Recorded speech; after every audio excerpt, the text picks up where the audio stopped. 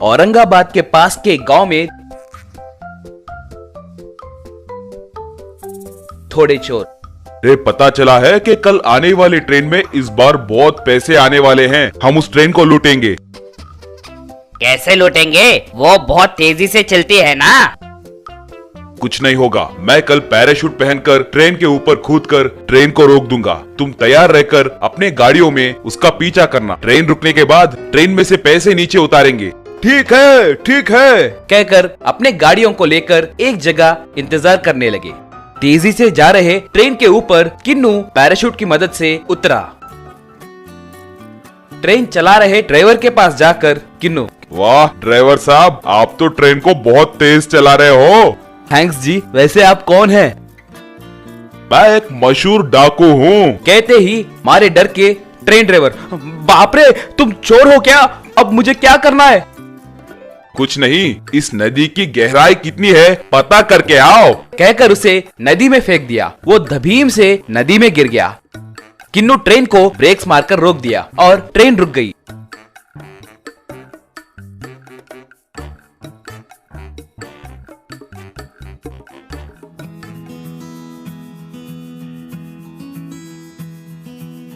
Train के पीछे रहे ट्रॉली के डिब्बों में बहुत पैसे थे। वो देखकर, भाई, इन्होंने अपना काम बहुत आसान कर दिया। जो सारे पैसे ऐसे खुला छोड़ दिए। चलो भाई चलो, जल्दी जल्दी इन पैसों को अपने गाड़ियों में लोड करेंगे।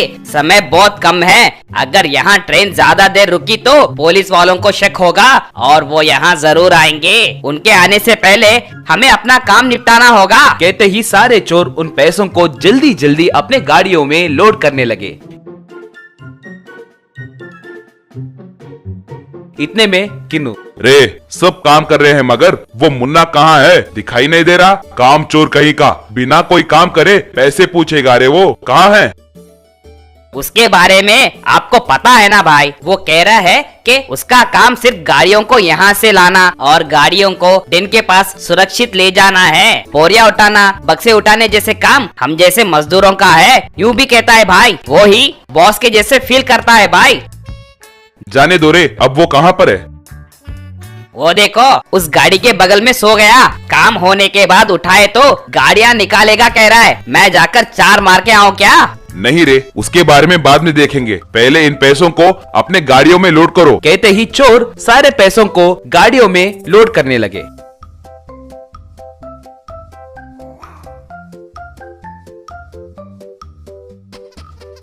तभी उन्होंने देखा कि उस ट्रेन के बगल में दूसरा भोगी भी था। वो एक सील्ड बॉक्स के जैसे था। वो देखकर विक्की, भाई, ये लोग इन पैसों से भी कोई कीमती चीज उस बक्से में रखकर सील डाले भाई। उतनी कीमती चीज को हम कैसे छोड़ेंगे रे? जाओ जाकर उसे भी तोड़ कर लाओ।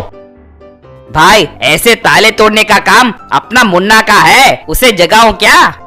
जाओ रे, जाकर उसे उठाओ। उसका हुनर दिखाने का समय आ गया है। बोलो। गाड़ी के बगल में सो रहे मुन्ना के पास जाकर उसे उठाते हुए विक्की,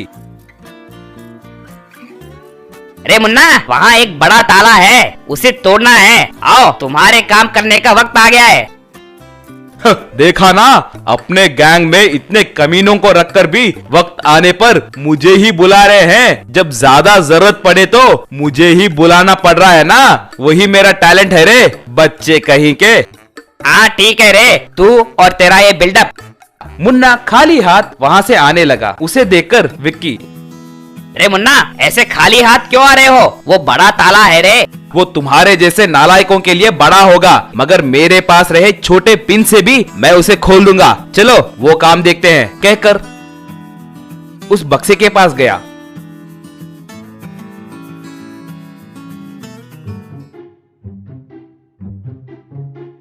विक्की, हम इन पैसों को लूटने में मदद करके क्या फायदा?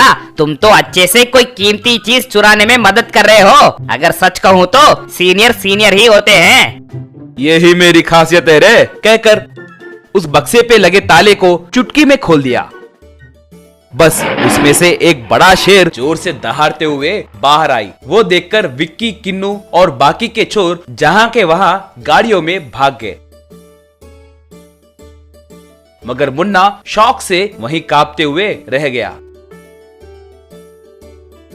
शेर उसे देखकर दहाड़ने लगा, फिर भी वो बिना हिले डुले वहीं ठहरा हुआ था।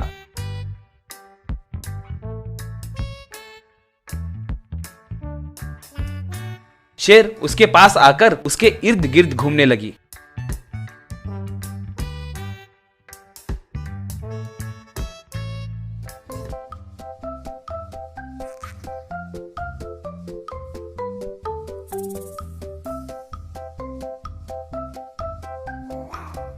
बाद में उसे छोड़कर जंगल में चली गई।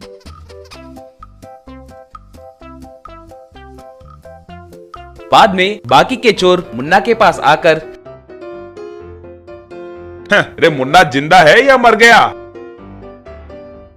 जिंदा है, मगर वो अपने पैंट में ही सूसू कर लिया। पूरी पैंट गीली हो गई। सीनियर सीनियर कहकर बिल्डअप देता था ना, अब सूसू करने में भी वही सीनियर है। कहकर हंसते हुए चोरी के पैसों को आपस में बांट लिए। Golden egg farming fish.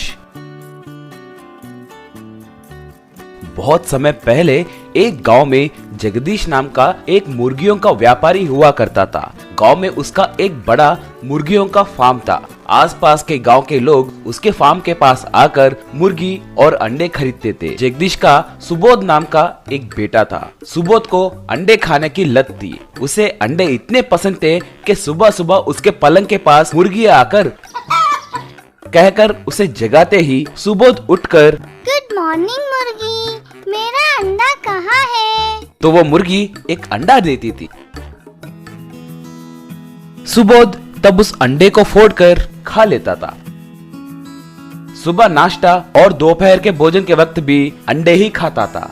अगर मेहनत करके थक जाता तो दुकान जाकर, भैया आधे डजन अंडे दो ना, बहुत प्यास लग रही है, कहकर अंडे खाने लगा।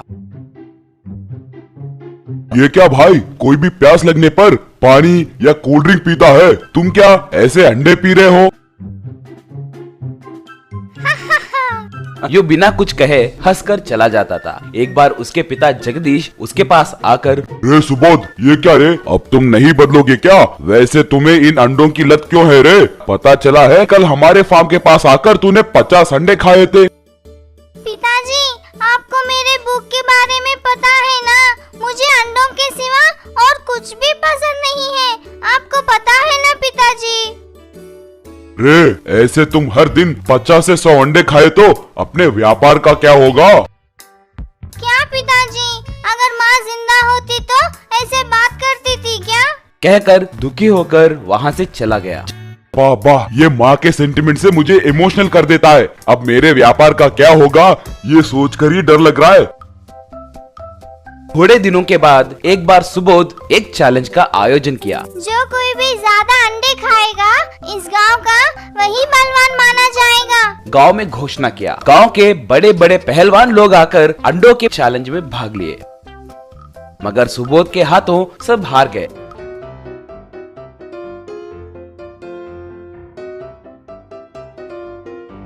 उस रात जगदीश आकर, रे सुबोध, सुबोध, यूं जोर से पुकारने लगा। सुबोध तब जल्दी जल्दी आकर, क्या पिताजी, क्या हुआ? रे पता चला है कि तूने कल एक चैलेंज रखने के लिए अपने मुर्गियों के फार्म में से 10,000 अंडे लेकर गए थे, क्या ये सच है? हाँ पिताजी, उस एक चैलेंज में सब लोग हार गए थे, मैं ही जीत गया। जगदीश तब उसे खींच के एक मारकर, रे अपना पूरा व्यापार बर्बाद हो गया है रे। वक्त पे अंडे सरफराज नहीं करने के कारण वो लोग पैसे वापस देने को कह रहे हैं। अब मैं उन्हें उतने पैसे कहाँ से ला कर दूंगा रे? जाओ जाओ यहाँ से, कहकर उसे घर से निकाल दिया। सुबोध बहुत दुखी हुआ और वहाँ से जाने लगा।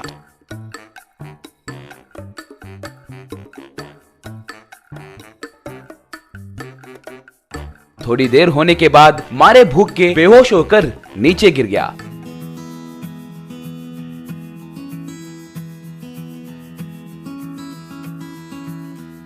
तब एक किसान आकर उसे बचाकर उसे खाना खिलाकर, बेटा क्या हुआ?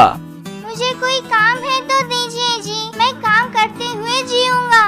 खेती बाड़ी करने के लिए जमीन के अलावा मेरे पास और कुछ नहीं है बेटा। कम से कम तुम्हें पगार देने के लिए भी मेरे पास पैसे नहीं है। कम से कम हर दिन एक अंडा दिए तो भी बस पास है जी, वही खाना समझकर खा जाऊंगा। और किसान मान गया। अगले दिन किसान नदी के किनारे मौजूद अपने खेत के पास उसे ले जाकर, बेटा यही मेरा खेत है, अब से तुम्हें ही इसके पास रहकर इसके सारे काम देखना होगा। सुबोध ठीक है कहकर वहां खेती बाड़ी करना शुरू किया। दोपहर के समय अंडा लाकर सुबोध को दिया। सुबोध अंडे को लेकर नदी के किनारे बैठ गया और अंडा खाने लगा। हरदंग के जैसे ही किसान दोपहर के समय सुबोध को अंडा लाकर दिया। सुबोध उस अंडे को लेकर नदी के किनारे बैठकर खाने लगा। तभी अचानक से नदी के अंदर से एक बड़ी सी मछली उछलकर उसके बगल में गिरी। बचाइए, बचाइए, मैं सांस नहीं ले पा रही हूँ, मुझे फिर से पानी में डालिए, कहकर पुकारने लगी। अरे रे, बेचारी मछली। सोचकर उस मछली को फिर से पानी में डाल दिया। थैंक यू, तुमने आज मेरी जान बचाई है। मैं तुम्हारी किस तरह से मदद कर सकती हूँ?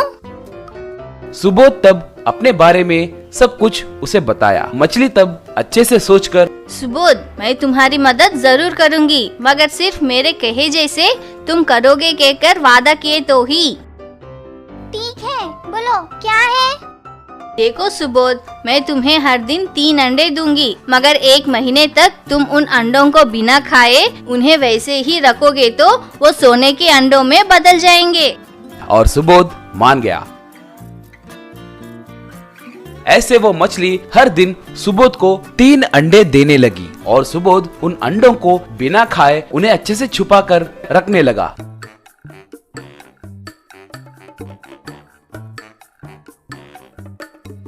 ऐसे 1 महीने तक उन अंडों को बिना खाए छुपा कर रखने की वजह से वो अंडे सोने के अंडों में बदल गए। सुबोध तुरंत उस मछली को नमस्कार करके, बहुत धन्यवाद, इन अंडों की मदद से मैं अपने सारे समस्याओं को परिष्कार करूंगा। मुझे अब अंडों की लत भी छूट गई है, कहकर थोड़े अंडे उस किसान को देकर बाकी के अंडे अपने पिता को दे दिया। फिर से अपने व्यापार को अच्छे से चलाने लगा।